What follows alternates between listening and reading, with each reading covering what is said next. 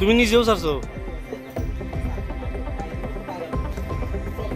আমি জেলখানা থেকে আওয়ার পর থেকে শুরু হয়েছে এই গ্রামের এই তুরফাল ভিন্ন ধরনের ঘটনা।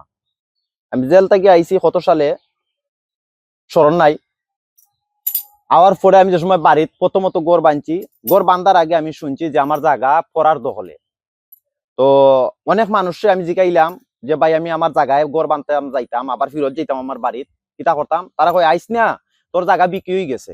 বলে সে বেচিছে, বলে গ্রামের কিছু পঞ্চায়েত হলে দস্তখত দিয়া বেচিছে। তো পরবর্তীতে দেখছি যে ঠিক আছে, তারা দস্তখত কাগজ দিয়া বিক্রি হয়েছে।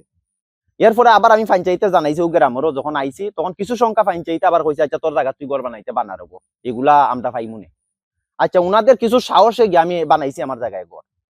বানানির এক বছর থাকার পরে, এক বছরের ভিতরে ইটা নিয়ে ভিন্ন ভিন্ন যন্ত্রণা আমার উপরে করা হয়েছে। তো এর ভিতরে যত সমস্যা হয়, তো আমি বাজারে গিয়ে মারতাম।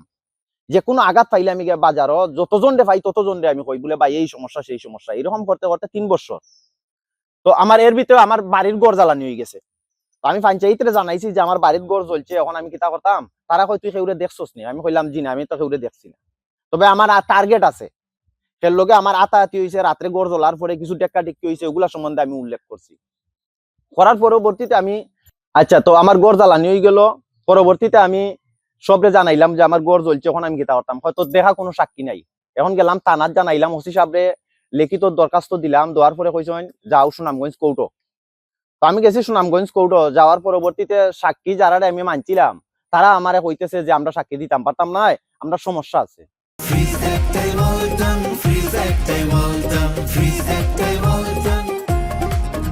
তো সমস্যা যে সময় হইছে আছে, তখন আমি কোর্টটাকে আইছি, আমি আর মানে এখানে আর খার হইছি না। এরপর থেকে আমি বান্দের বাজার ভাড়া ঘর নিছি।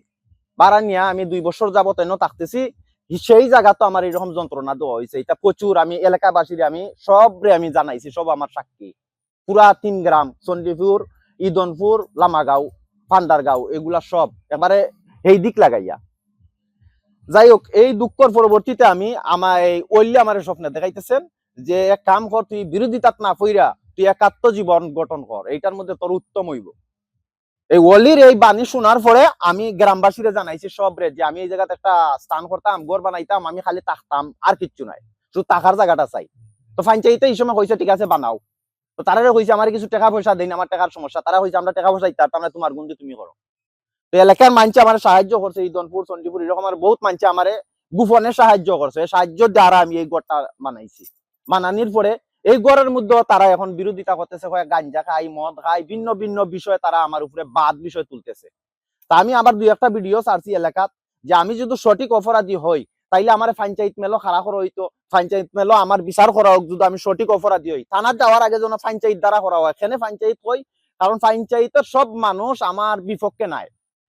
মোটামুটি আমার সবাই আমার চিনতেছে, আর আশা করি এরা কেউ মিশা মারতো না। 3 গ্রামের মানুষে মিশা মারতো না। আমি 3 গ্রামের মানুষের মানি, আপনারা এরা লইয়া যে কোনো একটা বাদ করে উপা। আমার অতটুকু দাবি পুরা এলাকার কাছে। এই হয়েছে কি আমার ফাইনজাতুন, আমি শখির মানুষ, আমি এই বিদ্যায় পাইছি।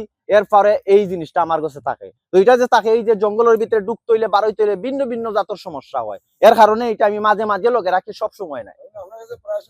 খাসি থাকে আর কুড়াল, এটা চাইনিজ নাই, শুধুই কুড়াল। যে সময় থাকে যে কোনো একটা থাকে। তো এগুলা দ্বারা আমি এখন পর্যন্ত একজন মানুষের কুদানি মারছি না। এই এলাকাতে আপনারা জিকাউকা, যদি একজন মানুষের হয় বলে কুদানি মারছি, তাইলে আপনারা যে শাস্তি দিবা আমি মান্য নিব।